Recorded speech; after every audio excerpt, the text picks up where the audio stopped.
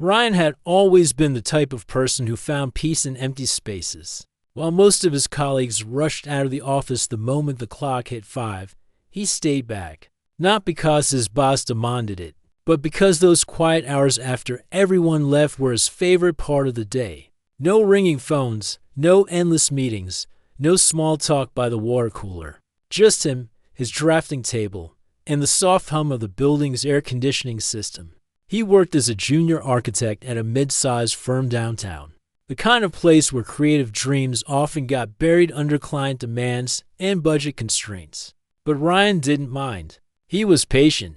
He knew that staying late, perfecting his skills, learning everything he could, would eventually pay off. Besides, his tiny apartment with 3 roommates wasn't exactly a sanctuary. At least here, he could think that it was a Tuesday night, around 11, when he first noticed something odd. Ryan had been working on a residential project, completely absorbed in getting the angles right on a tricky roofline design, when he heard footsteps in the hallway. He looked up, surprised. The building was supposed to be empty except for security.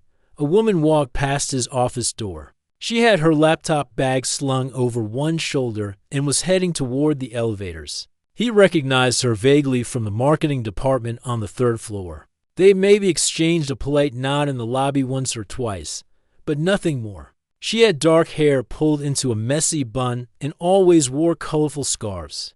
That stood out against the gray corporate atmosphere. Ryan thought nothing of it at first.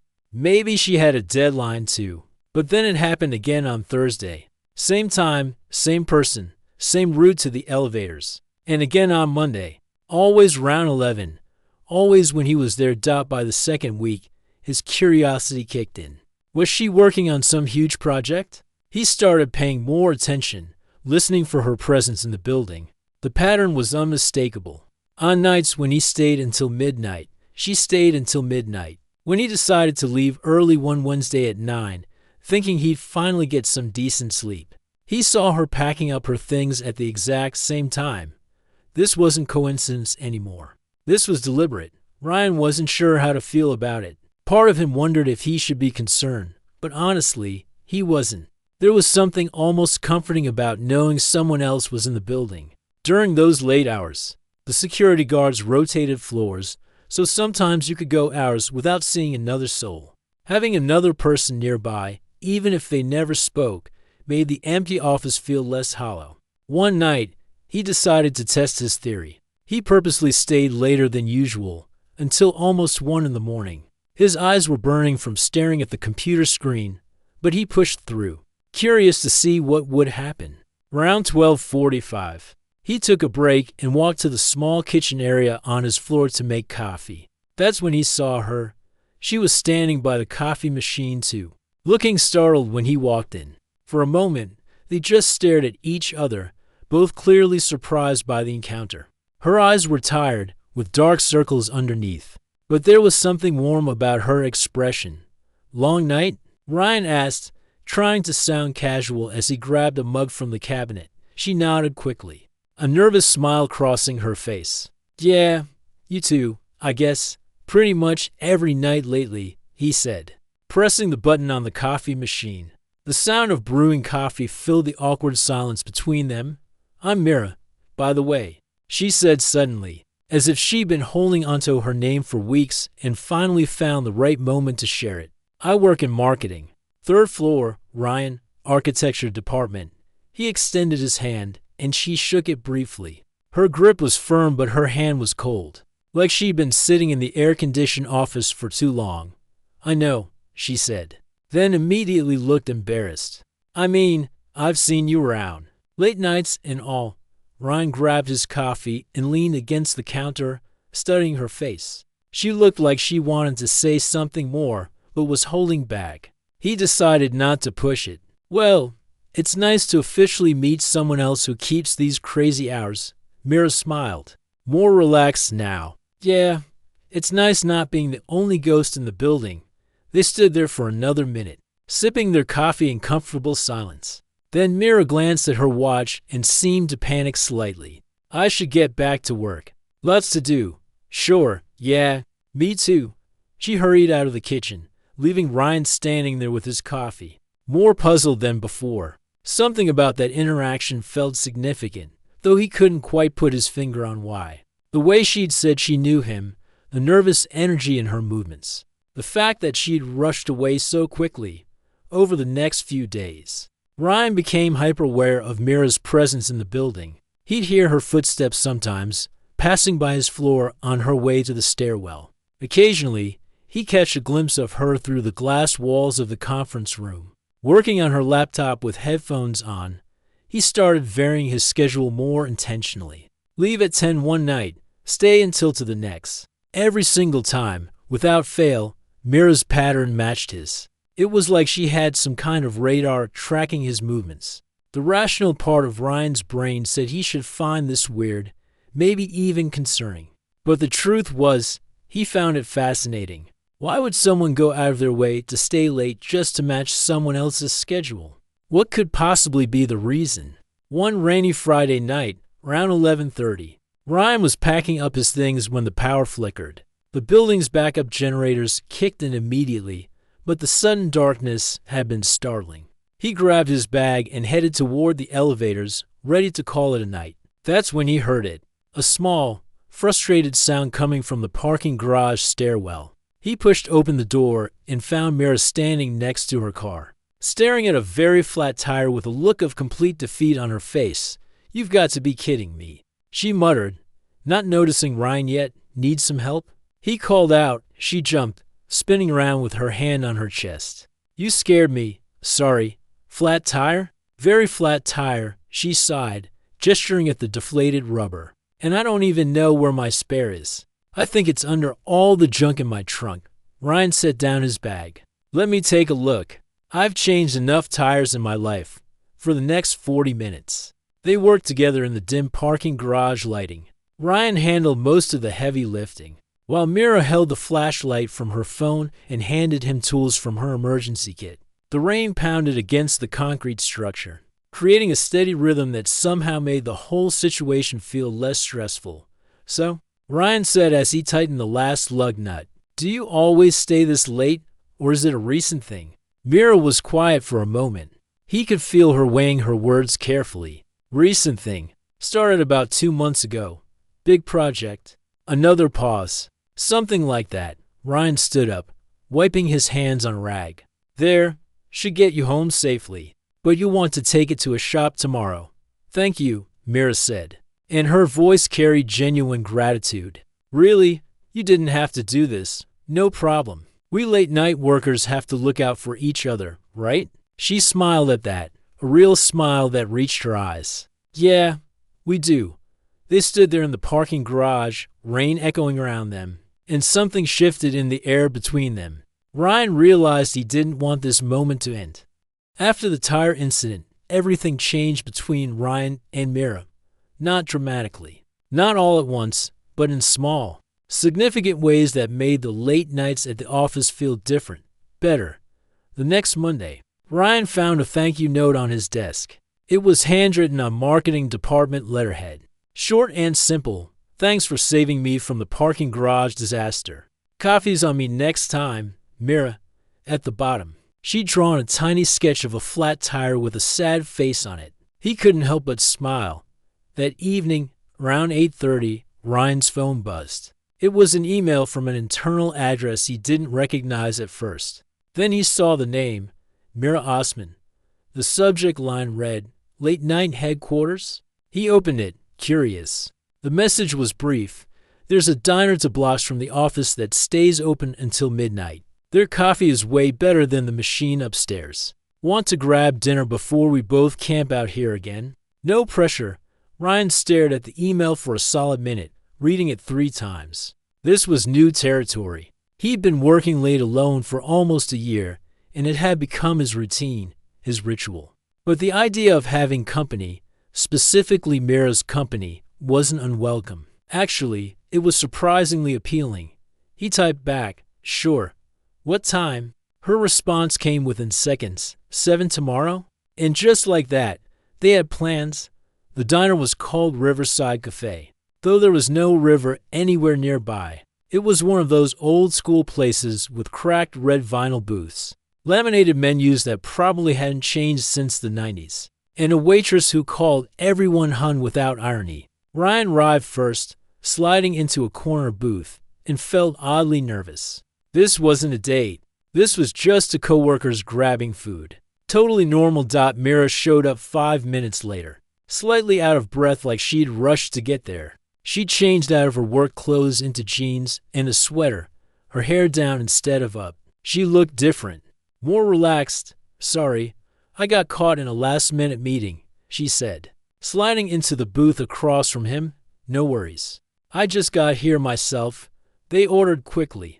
Ryan got a burger and fries. Mira chose the chicken sandwich and asked for extra pickles. As they waited for their food, an uncomfortable silence settled between them. Ryan realized he didn't actually know anything about Mira beyond her name and department. So, he started. "How long have you been at the company?" "Almost 2 years, Mira said, fidgeting with her napkin. "I came straight from design school. This is my first real job, actually. Do you like it?" She made a face, something between a smile and a grimace. "Sometimes. The work is fine. Good, even. But the environment can be intense. Everyone's always in a hurry, always stressed. I'm still trying to figure out where I fit in all of that." Ryan nodded. He understood that feeling completely. "Yeah, I get that. I've been there almost a year and a half, and I still feel like I'm trying to prove myself every single day. Is that why you stay so late?" Mira asked, her eyes meeting his directly for the first time that evening. "To prove yourself?" "Partly," Ryan admitted, "but also because I actually like the work more when the office is quiet. I can focus better, think better. During the day, it's all chaos and interruptions." Their food arrived, and they ate in comfortable silence for a few minutes. Then Mira spoke again, her voice softer now. "Can I ask you something?" "Sure. Have you noticed that I've been staying late at the same time as you?" Ryan paused mid-bite, so she knew that he knew. "Yeah, I've noticed." Mira looked down at her plate, her cheeks flushing slightly. "I thought you might have. I wasn't exactly subtle about it. Do you want to tell me why?" Ryan asked gently, not wanting to make her uncomfortable, but genuinely curious. She took a deep breath, like she was preparing to jump off a diving board. "This is going to sound strange, but I feel safer when I know you're in the building." Ryan blinked. That wasn't what he'd expected. "Safer? I know how that sounds." Mira rushed to explain, her words tumbling out quickly now. "It's not that I think something bad is going to happen. It's just that the empty office after everyone leaves can feel really lonely. And after my breakup a few months ago, going home to an empty apartment felt even worse. So I started staying at work longer. But being completely alone in that huge building was almost creepier. Then I noticed you were always there, working away in your office. And knowing someone else was around made it feel less empty. Does that make sense?" It made perfect sense. More sense than Ryan wanted to admit. "Yeah, it does. I'm sorry about your breakup." "Thanks," Mira said quietly. "It was for the best, really. We'd been together for 3 years, but we'd grown into completely different people. He wanted this traditional life with a house in the suburbs and 2.5 kids. And I was still trying to figure out who I was. The breakup was mutual, but it still hurt. The loneliness afterwards was the worst part." Ryan set down his burger, giving her his full attention. "I can imagine. I've never been in a relationship that long, but I know what loneliness feels like. It's part of why I don't mind the late nights. My apartment is packed with roommates, and somehow that feels more isolating than being alone in the office." "Really?" Mira looked surprised. "I would have thought having roommates would make things less lonely." "You think so?" Ryan said with a slight smile. "But when you're surrounded by people who are all living their own lives, doing their own things, and you're not really connected to any of them, it's a different kind of lonely. At least when I'm at the office, I'm alone on purpose, if that makes sense." "It does," Mira said, and her expression softened. "We're both hiding in the same empty building for different reasons. Maybe we don't have to hide alone anymore," Ryan suggested, the words coming out before he could second-guess them. Mira smiled. Really smiled, and something warm spread through Ryan's chest. I'd like that. They finished their dinner, talking more easily now. Mira told him about her design school days, the crazy projects, and even crazier professors. Ryan shared stories about his childhood dream of becoming an architect. After his dad took him to see famous buildings around the country every summer. Time disappeared the way it does when you're genuinely enjoying someone's company. When they finally headed back to the office, it was almost 9:30. They rode the elevator together, and when it stopped at Mira's floor, she hesitated before stepping out. Same time Wednesday? She asked hopefully. Yeah, Ryan said. Same time. Over the next few weeks, their dinner routine became a regular thing. Tuesday, Wednesday, and Thursday nights, they meet at Riverside Cafe at 7. Eat and talk for an hour or so, then head back to work. But the work part started changing too. Instead of disappearing to their separate floors, they began spending time together in the empty conference rooms. Mira would bring her laptop and work on her marketing designs, while Ryan sketched building plans on the whiteboard. They'd take breaks to show each other what they were working on, offering feedback and encouragement. Ryan discovered that Mira had an incredible eye for color and composition. She could look at his architectural drawings and immediately suggest ways to make them more visually appealing without compromising the structural integrity. In return, he helped her think about spatial design in her marketing layouts, how to guide people's eyes through information the way you'd guide them through a building. One night, around 11, they were both exhausted from staring at their screens. Mira suggested they take a walk around the building, just to stretch their legs. They ended up on the roof access stairwell, pushing open the heavy door to the rooftop terrace that nobody ever used. The city sprawled out before them, lights twinkling in every direction. The air was cool and fresh after being in the recycled office air for hours. They sat on the concrete ledge, feet dangling, not talking for a long moment. I haven't been this happy in months, Mira said suddenly, her voice barely above a whisper. Ryan turned to look at her. Yeah, these nights, she continued, staring out at the city. They've become my favorite part of the day. Not just because I'm not alone anymore, but because I feel like I'm actually connecting with someone. Does that sound weird? No, Ryan said honestly. It doesn't sound weird at all.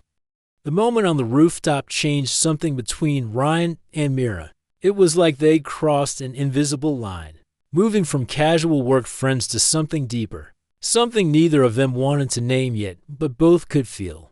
Their dinners at Riverside Cafe became longer, stretching from an hour to 2, sometimes 3. They'd sit in that same cracked vinyl booth, ordering endless refills of coffee, talking about everything and nothing. Mira told him about growing up in a big family where she was the quiet middle child, always drawing in the corners while her siblings demanded attention. Ryan shared stories about his single mother who worked at jobs to put him through school. How he promised himself he'd make her proud one day. The conversations weren't always deep. Sometimes they'd spend 20 minutes debating whether pineapple belonged on pizza, or arguing about the best superhero movie ever made.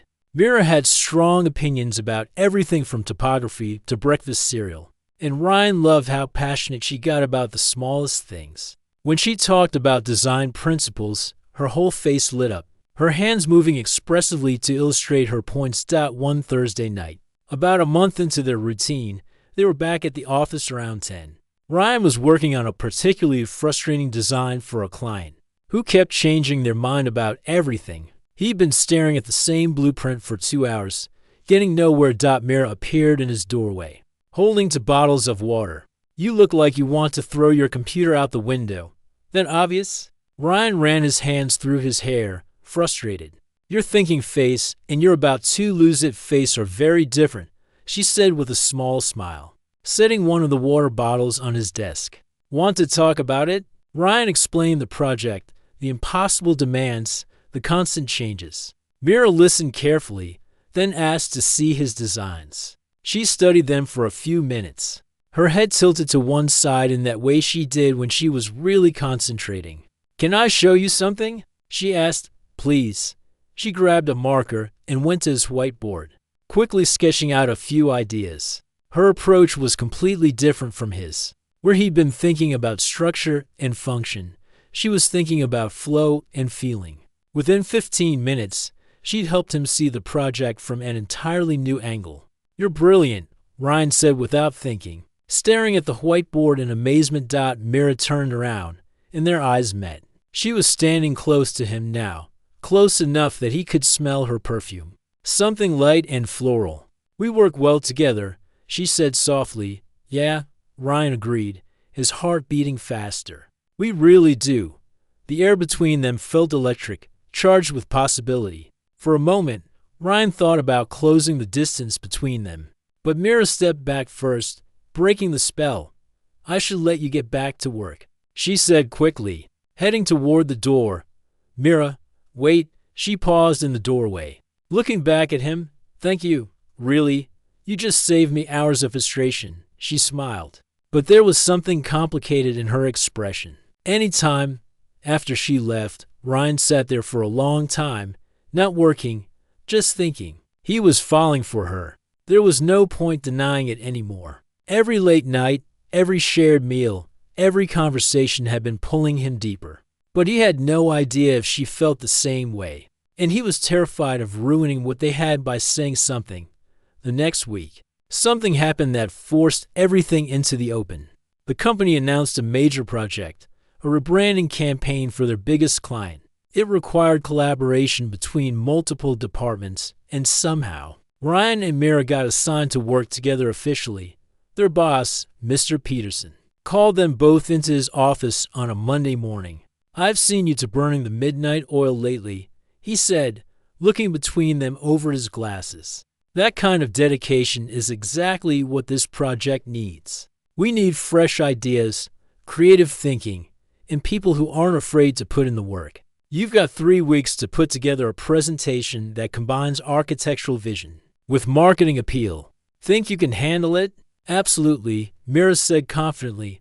"We won't let you down," Ryan added. As they left Peterson's office, Mira grabbed Ryan's arm, her eyes bright with excitement. "This is huge. This could be career-changing for both of us."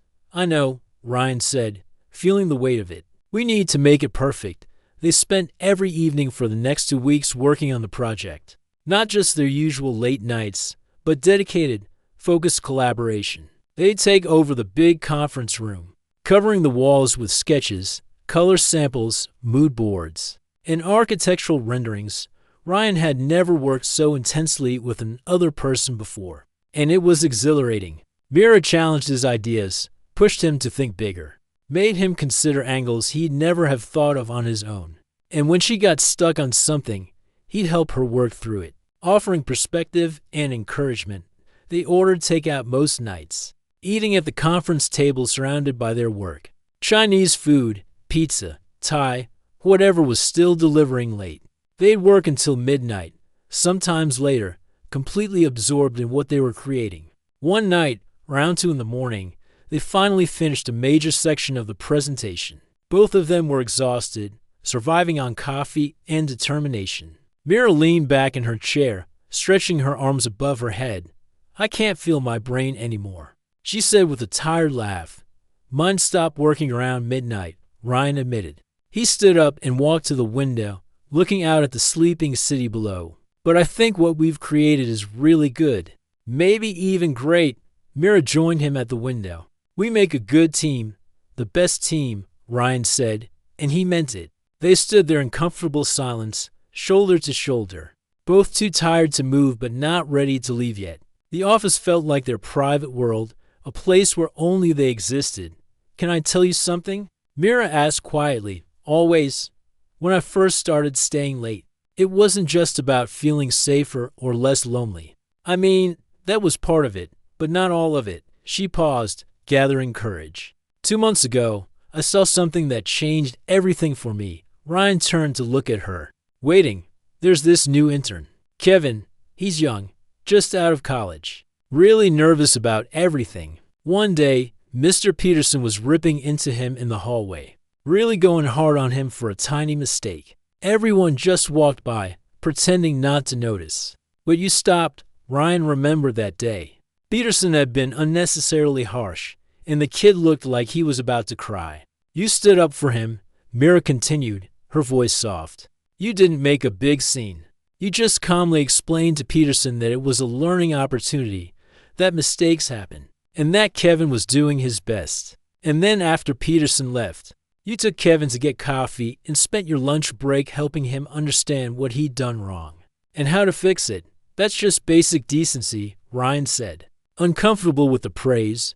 Maybe for you, Mira said, but not for everyone. I watched you do something kind without thinking twice about it, without needing credit or recognition. And I realized I wanted to know the person who would do that. So I started paying attention.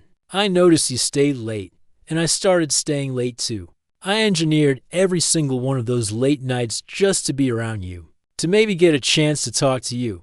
Ryan's heart was pounding now. You stayed for me? I stayed for you, Mira confirmed, finally meeting his eyes. And somewhere along the way, these late nights stopped being about wanting to know you and became about not being able to.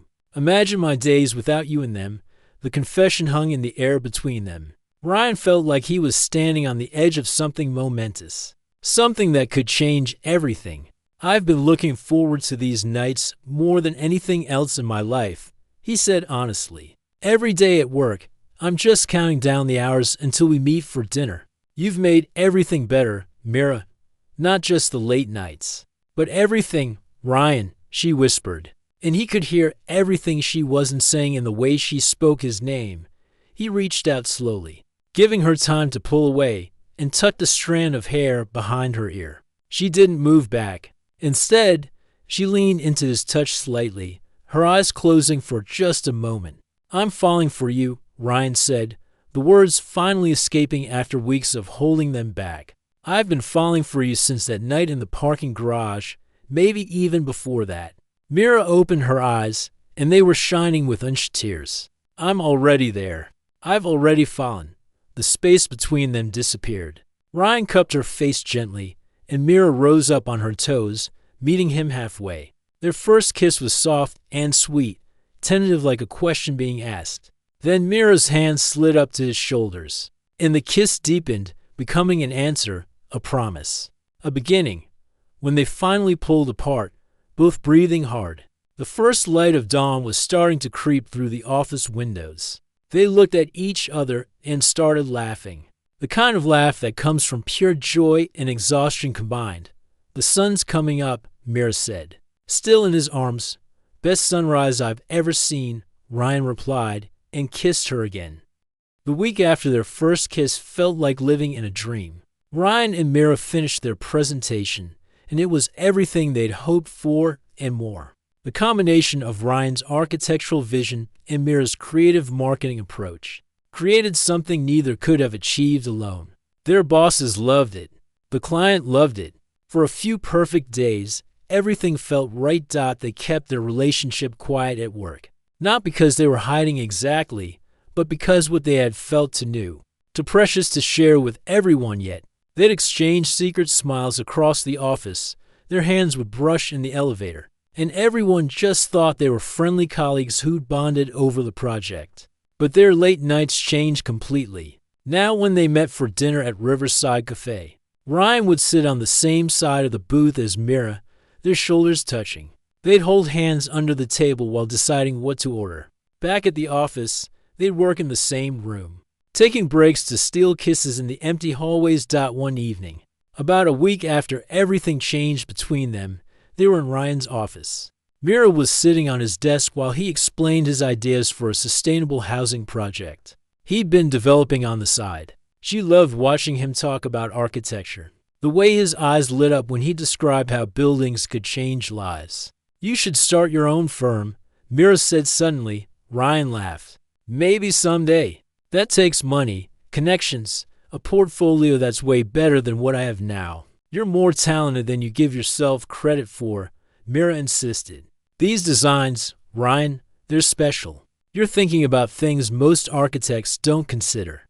The environmental impact, the community benefit, making beautiful spaces accessible to everyone. You really think I could do it? I know you could, Mira said firmly. And when you do, I want to be part of it. Your creative director or marketing lead or whatever you need. We work well together. Ryan pulled her closer, wrapping his arms around her waist. Planning our future already? Maybe, Mira admitted with a shy smile. Is that too much too soon? No, Ryan said honestly. It's perfect, but nothing stays perfect forever.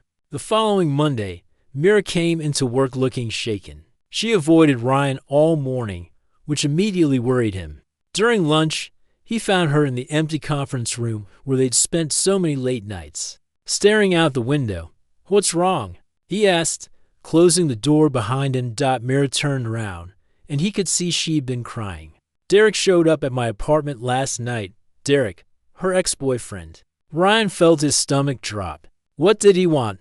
To talk, Mira said, wrapping her arms around herself. He said he's been in therapy, working on himself. He apologized for how things ended, for not being the partner I needed. He wants another chance. Ryan forced himself to stay calm, even though panic was rising in his chest. What did you tell him? I told him I needed time to think, Mira said quietly. Ryan, we were together for 3 years. That's not something I can just dismiss without at least hearing him out.